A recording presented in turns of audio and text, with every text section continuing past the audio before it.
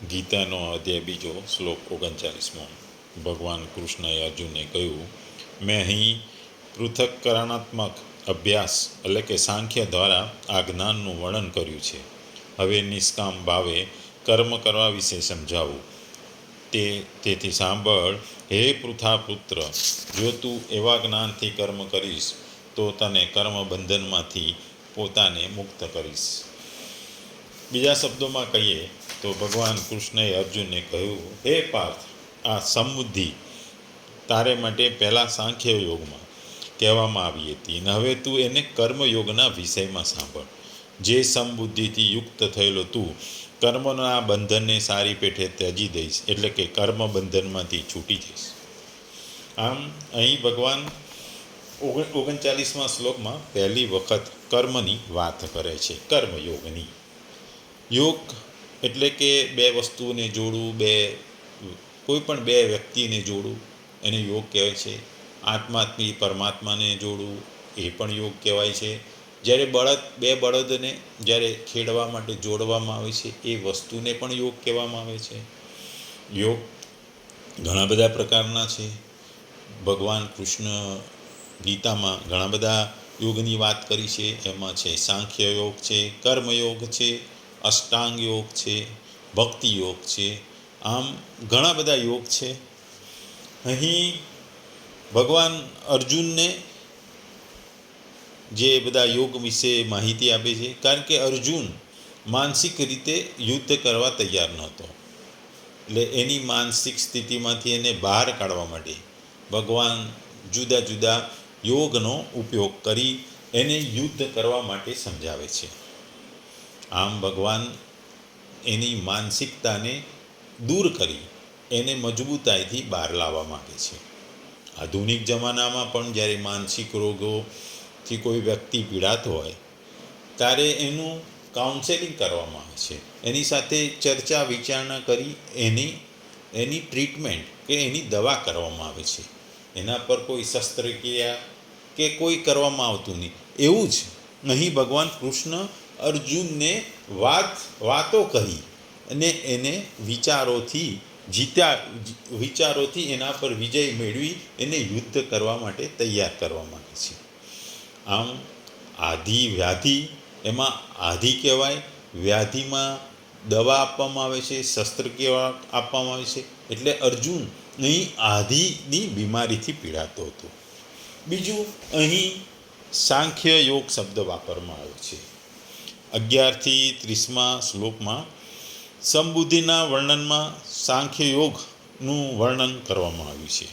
દેહ અને દેહી, આત્મા અને શરીરની અહીં વાત કરવામાં આવી છે.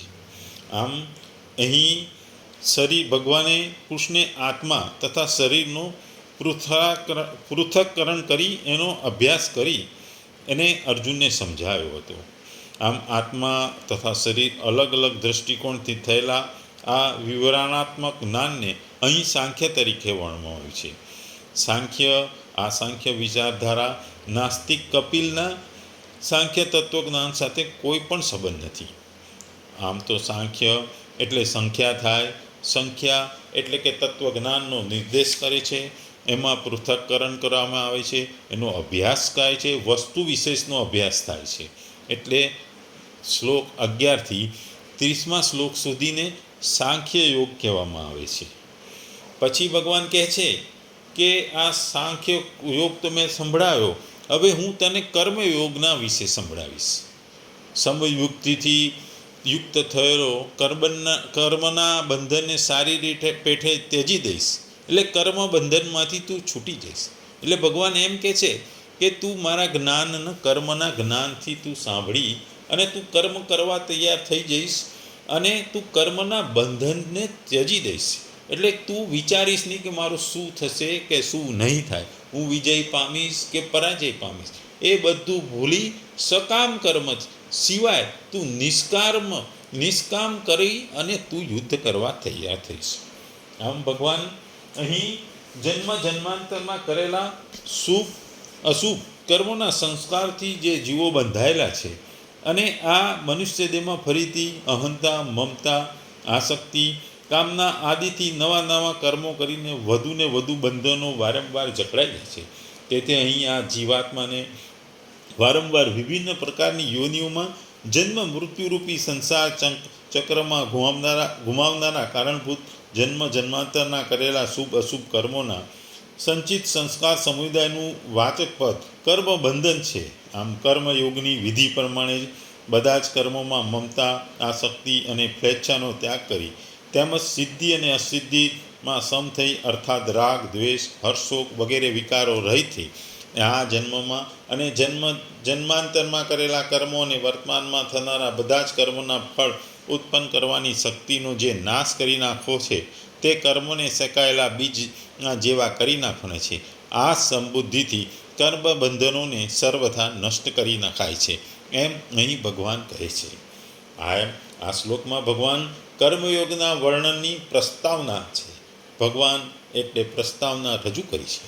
અર્જુનને આ બાબતમાં સમજાવવા માગે છે કે તું ક્ષત્રિય છે અને યુદ્ધ તારો સર્વધર્મ છે, સ્વધર્મ છે. તેથી તેનો ત્યાગ તારા માટે સર્વથા અનુચિત છે અને યુદ્ધ કરવું તમારા માટે સર્વથા લાભદાયક છે. આમ 11માંથી 30મા શ્લોકમાં ભગવાન અર્જુનને સાંખ્ય યોગ કહે છે અને પછીના જે 31થી 38 શ્લોક છે એને આ કોઈ યોગ સાથે લેવા દેવા નથી. ભગવાન કહે છે જે આગળનામાં શ્લોકોમાં સમતાની વાત કરી છે તે સાંખ્ય અને કર્મયોગ બંને સાધનો દ્વારા પ્રાપ્ત થઈ શકે છે. શરીર અને આત્માના વિભાગને જાણીને શરીર વિભાગથી સંબંધ કાપી નાખવો એ સાંખ્ય યોગ છે અને કર્તવ્ય અકર્તવ્યના વિભાગને જાણીને અકર્તવ્ય વિભાગનો ત્યાગ અને કર્તવ્યનું પાલન કરવું એ કર્મયોગ છે. મનુષ્ય આ બંનેમાંથી કોઈ પણ એક સાધનનું આચરણ કરીને આ સમતાને પ્રાપ્ત કરી લઈ શકે છે. કારણ કે સમતા હોવાથી મનુષ્ય કર્મ બંધનમાંથી મુક્ત થઈ જાય છે. એક ધર્મશાસ્ત્ર છે, એક મોક્ષશાસ્ત્ર છે. અહીં 31થી 37 શ્લોક સુધી ધર્મશાસ્ત્ર અને 39મા શ્લોકથી 53મા શ્લોક સુધી મોક્ષશાસ્ત્રની વાત કરવામાં આવી છે. ધર્મથી લૌકિક અને પારમાર્થિક બંને પ્રકારની ઉન્નતિ થાય છે. ધર્મશાસ્ત્રમાં કર્તવ્યનું પાલન મુખ્ય છે. ધર્મ કહો ચાહે કર્તવ્ય કહો, વાત એક જ છે. જે કરવું જોઈએ એ ન કરવું પણ અકર્તવ્ય છે અને જે ન કરવું એ પણ અકર્તવ્ય છે. જેમાં પોતાના સુખીની ઈચ્છાનો ત્યાગ કરી બીજાને સુખ આપવામાં આવે અને જેમાં પોતાનું પણ હિત થાય અને બીજાનું પણ હિત થાય એ જ કર્તવ્ય છે. કર્તવ્ય પાલન કરવાથી યોગની પ્રાપ્તિ આપમેળે થઈ જાય છે. કર્તવ્યનું પાલન કર્યા વિના મનુષ્ય યોગારૂઢ થઈ શકતો નથી. યોગની પ્રાપ્ત થવાથી તત્વજ્ઞાન આપમેળે થઈ જાય છે, જે કર્મ તથા જ્ઞાન યોગ બંનેનું પરિણામ છે. આમ ભગવાન અહીં સમબુદ્ધિને કર્મયોગના વિષયમાં કહે છે. ભગવાન અર્જુનના મનમાં યુદ્ધ કરવાથી પાપ લાગવાની સંભાવના હતી, પરંતુ ભગવાનના મતે કર્મમાં વિષમબુદ્ધિ રાગદેશ હોવાથી જ પાપ લાગે છે. સમબુદ્ધિ હોવાથી પાપ લાગતું નથી. જેવી રીતે સંસારમાં પાપ અને પુણ્યની અનેક ક્રિયાઓ થતી રહે છે, પણ તેનાથી આપણે પાપ પુણ્ય નથી લાગતા, કારણ કે તેમાં આપણી સમબુદ્ધિ છે, અર્થાત તેમાં આપણો કોઈ પક્ષપાત, આગ્રહ કે રાગ દ્વેષ હોતો નથી. એવી જ રીતે સમબુદ્ધિયુક્ત રહેશે તો તને પણ આ કર્મો બંધનકારક નહીં થાય. આમ ભગવાન અહીં સકામ કર્મને બદલે નિષ્કામ કર્મ કરવાનું કહે છે. સકામ કર્મમાં ઈચ્છાઓ રહેલી હોય છે ને આ ઈચ્છાઓને કારણે ઘણી વખત તમને નુકસાન થાય છે. આજે તમે કોઈ યજ્ઞ